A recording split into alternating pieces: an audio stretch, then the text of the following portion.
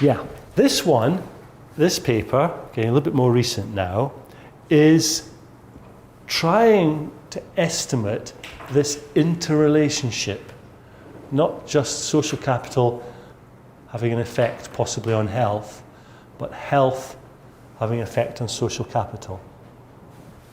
And to do it,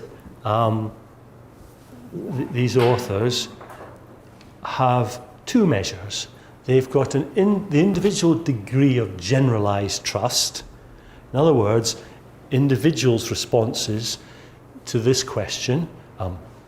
Generally speaking, would you say that most people can be trusted? Or that you can't be too careful in dealing with people? Please tell me in a score 0 to 10, where 0 means you can't be too careful, and 10 means most people can be trusted. So it's a fairly standard trust question, ranging from 0 to 10. 0, you've virtually no trust in people. 10, you trust virtually everybody. And obviously something in between. And so that's the individual measure of generalized trust. The community measure, or community social capital, is the mean of the individual values. So in the locality. So if you're interviewing people in different localities, the community social capital measure is the mean value of individual respondents in that locality.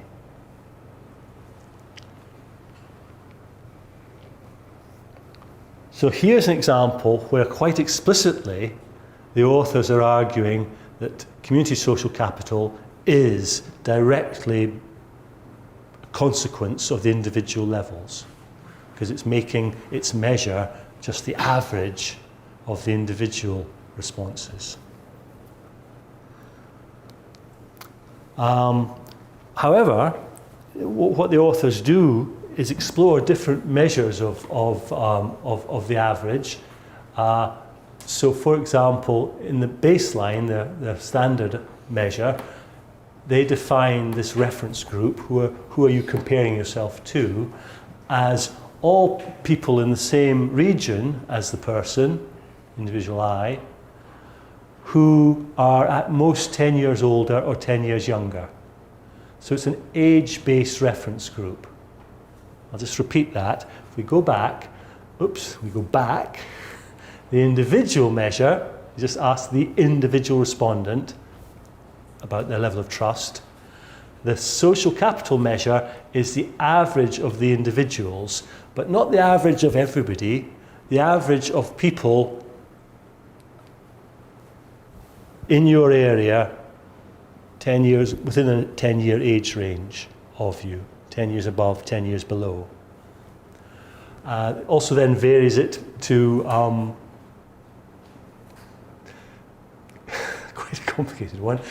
Residents of the same region as individual I, whose age belongs to the interval age times 2 plus 0.2 times age.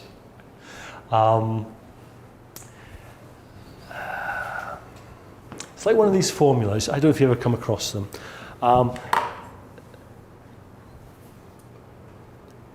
For men and women, let's say, now I do realise some men prefer men and some women prefer women, but let's just take the example of men and women. There's alleged to be a formula. What age range is appropriate?